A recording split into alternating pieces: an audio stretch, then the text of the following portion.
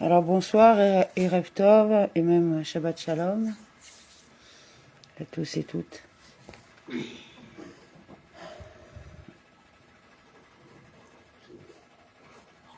Alors 17 Iyar 5785, l'écoutez à Marim, chapitre 48 suite.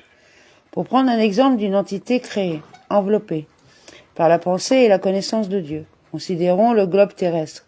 Sa connaissance, béni soit-il, enveloppe toute l'épaisseur du globe terrestre et tout ce qui est à l'intérieur et au plus profond de lui, jusqu'à sa partie la plus inférieure. Tout cela effectivement, car cette connaissance constitue la vitalité de toute épaisseur du globe terrestre entièrement, et sa venue à l'existence ex nihilo. La création ex nihilo du globe terrestre, création qui se poursuit continuellement, tient à la connaissance absolue que Dieu en a.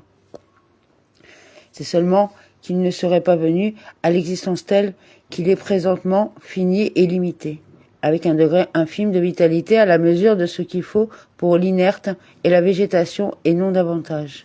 N'étaient les nombreuses et puissantes contractions qui ont contracté la lumière et vitalité qui se revêt du globe terrestre, pour lui donner vie et le maintenir à l'existence en tant que fini et limité et du domaine de l'inerte et du végétal seulement.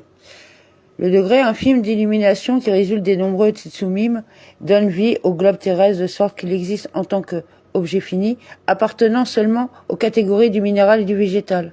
Cependant, de la connaissance supérieure, il est dit qu'elle enveloppe le globe terrestre, bien qu'elle lui donne vie en s'exerçant sur lui jusque dans ses moindres détails. Car, dès lors que cette connaissance est infinie, elle ne peut être appréhendée par ce qui est ressorti au domaine de la finitude. Telle est en substance l'idée que le Tanya développe à présent. Toutefois, sa connaissance, qui est unie avec son être et son essence, car il est la connaissance, le connaissant et le connu. La compréhension humaine implique une trilogie. Le connaissant, celui qui acquiert le savoir, la connaissance, la faculté qu'exerce le connaissant, le connu, le savoir acquis par le connaissant. Dieu, cependant, est à la fois le connaissant, la connaissance et le connu. Lui et sa connaissance ne font qu'un. Et en se connaissant lui-même, si l'on peut dire, il connaît toutes les créatures, et non par une connaissance qui est extérieure à lui, comme la connaissance de l'homme, car tous les êtres créés existent par sa vérité, béni soit-il. L'existence de tous les êtres créés tient de la vérité de son existence. Ainsi, en se connaissant lui-même, si l'on peut dire, il connaît toute la création. Et une telle chose, il n'est pas dans la capacité de l'homme de la saisir clairement, etc. Note. Cette phrase, il est la connaissance, le connaissant et le connu, est extraite du Mishneh Torah de Maïmonide. Elle a été discutée. Ainsi, dans l'introduction de son ouvrage Giborot Hashem, le Maharal de Prague questionne cette proposition de Maïmonide, de Meor Béni. Toute définition, souligne-t-il notamment, est par nature limitative et donc incapable ipso facto de rendre compte du divin. Dieu, qui est un, échappe à toute définition. Or, quand bien même est affirmée dans toute sa radicalité la différence infinie qui sépare la connaissance divine de la connaissance humaine, il reste que dire qu'il est la connaissance.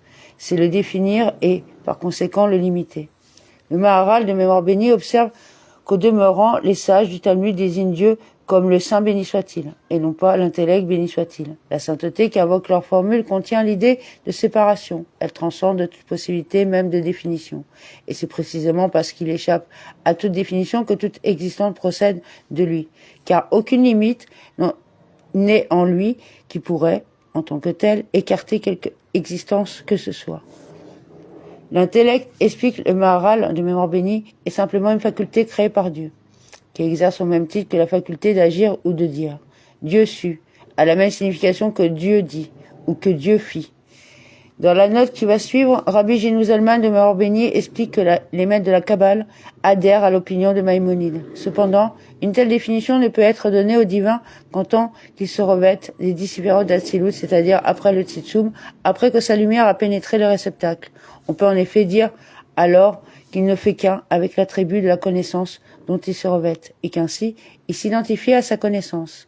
Dans son essence, en revanche, en deçà du Tzitsum, Dieu échappe à la notion de connaissance, sous quelque forme que ce soit, et aucune définition ne peut être donnée de lui. L'enseignement de la Chassidut, suivant la doctrine l'orianique du Tzitsum permet donc de concilier les points de vue de Maïmonide et du Maharal, du Mémor béni. Dieu, dans son essence avec le Tzitsum, échappe à toute définition, mais en tant qu'il se revêt des séphirotes après le Tzitsum, la proposition de Maïmonide est tout à fait recevable, car les séphirotes sont le divin et ne font qu'un avec lui, selon l'expression des Tikkuné Zohar.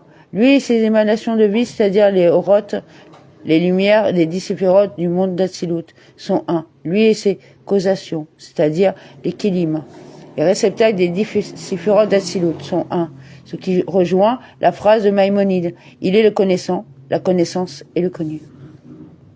Comme l'a écrit Maïmonide de Mémor béni, à savoir que Dieu est la connaissance, celui qui connaît est le connu. Et les sages de la Kabbale l'ont approuvé ainsi qu'il est écrit dans le Pardes de Rabbi Moshe Cordovero de Mémor béni soit sa mémoire. Il en va de même selon la Kabbale du Harizal de Mémor béni. La notion des Tzitsum est une révélation de la Kabbale de Rabbi Israq Luria de Mémor béni. Elle offre un autre regard sur la transcendance de l'infinie lumière, qui apparaît comme infiniment supérieure aux séphirotes. Comment concilier cette révélation avec la proposition de Maïmonide, suivant le mystère des Tzitsum et des lumières qui se vêtent des réceptacles des séphirotes, comme expliqué précédemment au chapitre 2. Fin de la note. Pour en revenir au texte, le Tanya établit que la connaissance de Dieu ne fait qu'un, avec lui qui est infini. Ainsi, poursuit le Tanya, dès lors que sa connaissance est pareillement infinie, elle n'est pas révélée à l'intérieur du globe terrestre, qui est ressorti au domaine de la finitude. On dit par conséquent qu'elle l'enveloppe. On comprendra qu'il en va de même pour tous les autres êtres créés. Cette connaissance, dès lors qu'elle relève de l'infini, on ne dit pas qu'elle se revêt du globe terrestre qui est fini et limité, mais qu'elle encercle et l'enveloppe. Bien que cette connaissance englobe toute l'épaisseur et l'intérieur du globe terrestre de manière tout à fait effective. À la différence de la pensée humaine qui n'envahit l'objet de la pensée que dans son imagination, la connaissance divine englobe le sol terrestre dans tous ses détails effectivement, et le fait par la même exister ex nihilo. La création ex nihilo résulte précisément de la connaissance divine qui enveloppe le globe terrestre et non l'infime rayonnement du divin issu du Tzitsum et ne confère aux êtres créés qu'une vitalité finie et limitée à la mesure de celle du règne végétal ou inerte. Comme il est expliqué ailleurs, à savoir que la création ex nihilo se produit par sauver Kol Olmin, la lumière qui enveloppe les mondes. Amen.